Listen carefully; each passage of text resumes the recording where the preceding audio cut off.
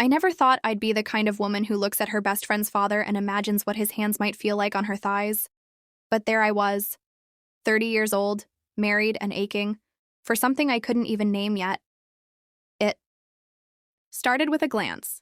Just one. He looked at me like I wasn't a girl he'd watched grow up, but a woman he wanted to undress slowly. I should have looked away. Instead, I held his gaze, and something in me cracked open. The worst part? I liked it. I liked the danger, the heat that pulsed between us, the way his eyes lingered too long on my lips when I spoke. So when he made me an offer, a twisted, tempting offer, I should have run. I didn't. And now, every time I close my eyes next to my husband, I see his father's face instead. And I hate myself for it. My name is Elise. I'm 30 years old, married for 6 years to a man everyone says is the dream. Ethan is the kind of husband people envy, dependable, loyal, attentive in the practical ways that matter. He brings me coffee every morning, always makes sure my car's serviced, and never forgets our anniversary. He's never cheated, never raised his voice, never made me feel unsafe. But he also hasn't made me feel anything deeply in years. Our love started sweet and simple. We met in college, fell into the kind of easy relationship people mistake for fate. But now, half a decade later, I sometimes wonder if we confused compatibility for chemistry. We don't fight, but we don't burn either. Our sex life has dwindled into quiet routines, barely lasting 10 minutes and always ending with him rolling over, satisfied while I stare at the ceiling in silence, my body still humming with unmet need. I've tried. God knows I've tried. I've bought the lingerie, suggested weekend getaways, even tried to talk to him about how I'm feeling. But Ethan is content. He doesn't understand what's missing for me because for him, nothing is. He thinks if he checks the boxes, house, steady job, occasional date nights, that everything else will follow. But I feel like I'm dying slowly in a life that looks perfect from the outside. I don't want to be ungrateful. I know good men are rare. Ethan is kind. He's a solid partner. But I need more than that. I need to be seen, touched with intention, devoured with want. I crave passion, the kind that makes your stomach twist and your skin ache. Lately, I've found myself staring out of windows longer than necessary, fantasizing about being kissed like I'm oxygen. Sometimes I imagine a stranger pulling me into a dark hallway, hands urgent and uninvited, lips bruising mine with the kind of hunger I've never known. Sometimes I even wish Ethan would do something wrong, just to make my restlessness feel justified. But he never does, and that somehow makes the guilt worse, because I know I'm the one slipping, the one imagining other hands, other mouths. And when those fantasies began centering around my best friend's father, I knew I had crossed into dangerous territory. But danger, I realized, made me feel alive. It started innocently enough, as most dangerous things do. Claire, my best friend since high school, invited me to her parents' house for her mother's birthday. Just a small family gathering, she'd said. Low-key, just drinks and dinner. I hadn't seen her dad in years, not since he and her mom had moved out to the lake house full-time. I remembered him as handsome in a dad kind of way, broad-shouldered, slightly graying, charismatic. But when I saw him that evening, standing on the back deck with a drink in one hand and the setting sun catching the silver in his beard, something shifted in me. His name is Mark, 52, retired early from corporate law, divorced now. Claire's mom had left him last year, which explained her absence from her own birthday party. He was wearing a crisp white linen shirt, sleeves rolled to the elbows, exposing strong forearms and a luxury watch that gleamed against his tan skin. But it wasn't just his looks. It was the way he looked at me. Not with polite familiarity. Not like the girl who used to sleep over on Claire's bedroom floor. But like a woman. A woman he wanted. Our first conversation was casual, surface level. He asked about Ethan, about work, about whether I still painted. "I always thought you'd end up in some gallery in New York," he said, his voice low and rich, a hint of bourbon threading through it. I laughed softly. Life had other plans. He tilted his head, eyes narrowing just slightly. Or maybe someone else's plans became yours. That line sat between us, heavy and unspoken. Over the next few weeks, Claire invited me back to the lake house. A few times. She was spending more time out there, and Mark was always around, cooking dinner, fixing something around the property, offering a glass of wine with that same slow-burning smile. One night, I stayed late helping Claire clean up. After a barbecue, she went to bed early with a headache, and I found myself alone on the dock with Mark. We sat in silence for a while, legs dangling above the black water, the summer air thick and still. "You seem restless," he said without looking at me. I swallowed. "What makes you say that?" He glanced over, eyes catching mine. "I've seen that look before. A woman who's trying very hard not to want something." I should have denied it. Instead, I held his gaze. "And what is it I want?" His smile was slow, measured. "That's what you need to figure out. But whatever it is, I can tell you one thing. It's not what you're getting now." There was a pause. I felt it like a current under my skin. His words slid in between my ribs like a secret I hadn't told myself yet. From that night on, something shifted. The next time I visited, he brushed past me in the hallway, and his hand grazed the small of my back, so lightly I could have imagined it. But I didn't. I felt it for hours afterward, like a brand. At dinner, he poured my wine with more attention than necessary, his fingers lingering around the stem of my glass, his eyes lingering longer on my lips when I smiled. He never said anything explicit, but his presence was full of suggestion. The way he sat just a little too close, the way his voice dropped whenever we were alone, the way he remembered tiny details about me, my favorite wine, the novel I'd mentioned weeks ago, the scent I wore in college. And I started dressing. For him without admitting it to myself. A looser neckline, a tighter dress, lipstick I hadn't worn in months. I felt alive again, desired, seen. It wasn't just sexual, though that pull was undeniable. It was emotional. Mark spoke to parts of me Ethan hadn't touched in years. He asked questions that made me think, made me feel. And when he looked at me, I felt wanted, not just as a body, but as a woman with fire and longing and hunger. The guilt began as a whisper, a flicker of shame after I'd laughed too hard at his joke, or feel my breath catch when his fingers brushed mine passing a plate. But I buried it, again and again, in excuses. We hadn't done anything. It was just chemistry, just unspoken tension. But then one afternoon, Claire had gone into town to run errands, and I was in the kitchen alone, barefoot, pouring myself a glass of iced tea when I felt him behind me. He didn't touch me. He didn't need to. His voice was so close to my ear I could feel the heat of it as he murmured, "You know, if you ever want something different, something real, all you have to do is say it." I turned slowly, the glass trembling in my hand. Our eyes locked. And, in that moment, I knew something had already shifted between us, something irreversible. The question wasn't if we were going to cross the line. It was when. It happened on a Thursday. Ethan was out of town for work, and Claire had invited me out to the lake house for a midweek dinner.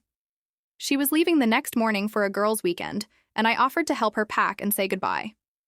We drank. Too much wine, laughed until our sides ached, and around 10 she hugged me tightly and said, "Stay the night, okay? You'll be safer here than driving back this late." So I did. I took a shower in the guest bathroom, wrapped myself in one of Claire's oversized t-shirts, and padded barefoot into the kitchen for some water. The house was quiet, dark except for the soft underglow from the cabinets. I thought I was alone until I turned the corner and found Mark sitting at the kitchen table, still dressed, sipping from a glass of something amber and slow. His eyes moved over me, lingering at my bare legs, the way the shirt barely covered the tops of my thighs. "Couldn't sleep?" he asked, voice low and slightly hoarse. "Just thirsty," I replied, but my mouth was suddenly dry. He rose from the table and walked toward the sink, taking the glass from my hand and filling it himself. I watched his fingers, the veins on, the backs of his hands, the strength there. When he handed it back, our fingers touched, more than necessary. "Thank you," I whispered. His eyes didn't leave mine. "Elise." Something about the way he said my name. It wasn't casual. It wasn't innocent. I knew. I could have walked away. I didn't. Instead, I took a slow sip of water, then placed the glass down and stepped closer to him. It was barely a movement, a breath, but it was everything. He reached out, cupped my jaw with one hand, his thumb brushing across my lower lip. I felt it all over my body, my knees weakening, my heartbeat fluttering against my ribs. "This is a bad idea," I said softly. His lips curled into something between a smile and a confession. "Most things worth doing are." Then he kissed me. It wasn't rushed. It wasn't desperate. It was slow, deliberate, like he was memorizing the taste of my mouth, like he'd imagined it 100 times. I melted into him, my hands gripping his shirt, pulling him closer, feeling the hardness of his body against mine. His hand slid down my spine, fingers curling at the small of my back, anchoring me there. When he lifted me onto the kitchen counter, the cool surface shocked my thighs, but it only made everything sharper, more alive. He kissed down my neck, pausing at the hollow of my throat, then lower, pushing the fabric of the shirt up inch by inch until his hands were on my bare hips, thumbs grazing the sensitive skin there. I gasped. Not from fear. From need.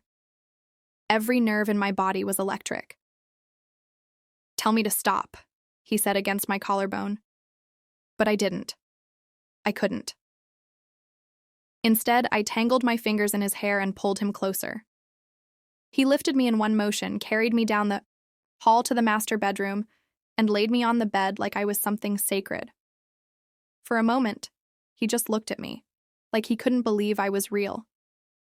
No one had ever looked at me like that before. Not even Ethan. Mark peeled the shirt over my head, then ran his hand slowly over my body, learning every inch of me with reverence and hunger. His touch was confident but patient, like he wasn't just trying to take something, but give me something I'd never had. When he finally entered me, it wasn't just physical, it was emotional, intimate. I wrapped my legs around him, my nails digging into his back as he moved inside me.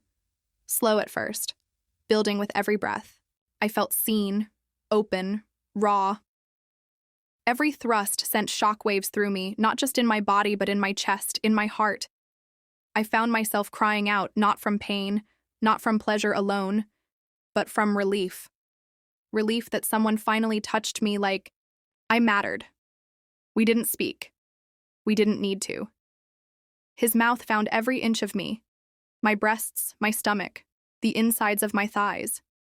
He worshipped me like I was something rare, something worthy. And when I came, shaking, breathless, tears, stinging my eyes, it wasn't just orgasm. It was release. From years of being touched like a duty, from years of silence and suppression. Mark held me afterward, his hand tracing lazy circles on my back, his lips pressed to my forehead.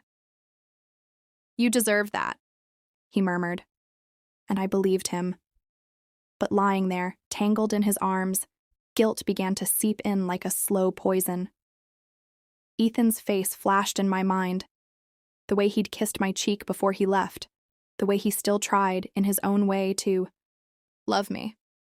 And yet, that night with Mark felt like waking up from a coma. I hadn't known how starved I was until someone fed me. I dressed in silence while Mark watched me from the bed, eyes unreadable. When I reached the doorway, I paused, unsure whether to turn back or say something. He beat me to it. "You don't have to explain yourself to me." But I felt like I needed to. "I'm married," I said, as if that weren't already obvious. He nodded. "I know, and you'll figure out what that means for you." I left the room with shaky legs and a heart too full of contradictions. In the guest room, I lay awake for hours, staring at the ceiling, the scent of him still on my skin. My body throbbed with memory. My heart ached with confusion.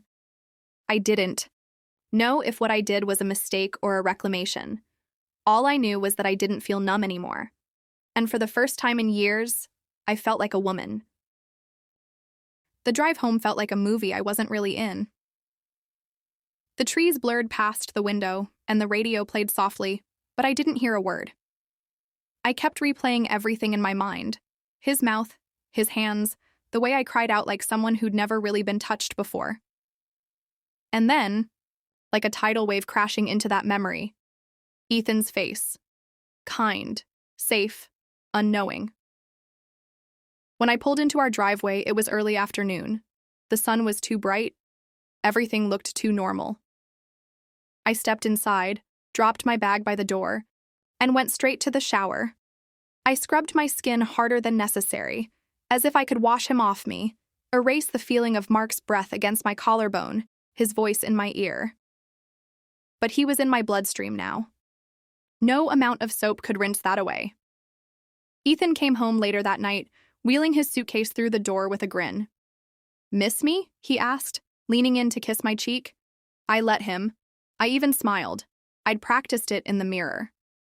We ate dinner at the kitchen counter, leftover pasta and cheap red wine. He told me about meetings, hotel mishaps, some colleague who got food poisoning from undercooked salmon. I nodded, laughed at the right places, but I felt like I was behind glass. It wasn't just guilt. It was distance. Like I had joined some secret club of women who had tasted something forbidden and could never unknow the flavor. Later that night, Ethan touched me. It wasn't unusual. We still had sex, just sparsely. Out of routine, comfort, duty. His hands were soft, tentative. He kissed me like someone who loved me but didn't burn for me. His body moved with the same rhythm it always did. Predictable, polite, efficient. I closed my eyes and tried to be present.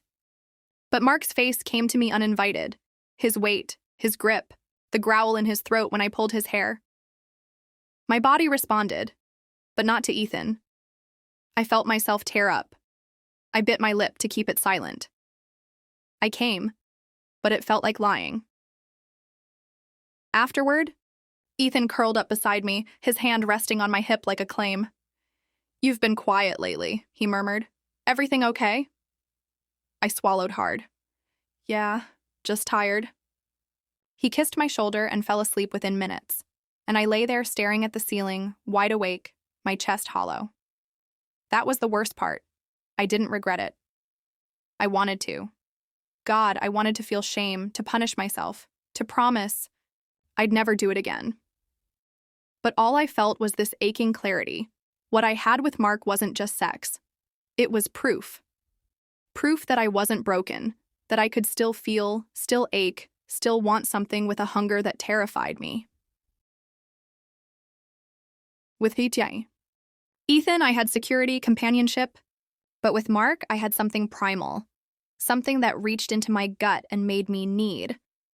And now I was stuck between those two truths. Loyalty and longing. A good life and a hidden one. Every time Ethan touched me, I wondered if he could tell. If some part of me was tainted now, marked. I stared at him across the dinner table, wondering what he'd say if I ever told him. But I wouldn't. I couldn't. Because he didn't deserve to be hurt. And yet, I couldn't stop thinking about the way Mark had said my name. The way he held my gaze like he could see inside me. The way I melted when he touched me, like I belonged in his hands. Maybe I was a terrible person. Maybe I was finally honest. Or maybe, just maybe, I was both. And that was what hurt the most. I don't know when exactly the line between what I was and what I wanted to be blurred beyond recognition. Every time I told myself it was just a moment, just an escape, I felt the weight of the secret growing heavier. It wasn't just the act itself anymore. It was the truth that clung to me like a second skin. I was no longer the woman who could be satisfied with safe and steady. Mark wasn't just a temptation. He was a reckoning. The night after our first encounter, I lay awake staring at the ceiling, thinking about what I wanted, not from Ethan, but from myself. Did I want to be a good wife who buried her desires beneath layers of routine and obligation? Or did I want to be a woman who reclaimed her fire, no matter the cost? I thought about ending it, about telling Mark I couldn't do this, that it was wrong, that I had a husband who deserved better. But every time I tried to imagine that conversation, my throat tightened and my hands trembled, because part of me didn't want to stop. The affair didn't feel like a betrayal anymore. It felt like survival.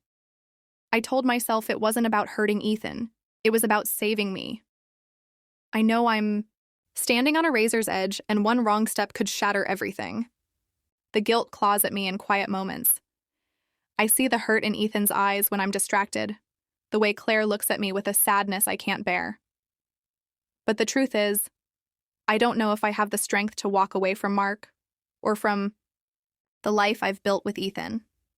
I'm trapped in a storm I helped create, caught between who I was and who I want to become. Maybe there's no clear right or wrong here. Maybe love isn't enough when your body and soul are screaming for more.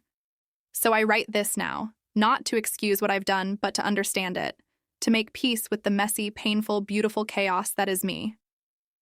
I'm afraid, but I'm awake. And for the first time in years, I'm beginning to live.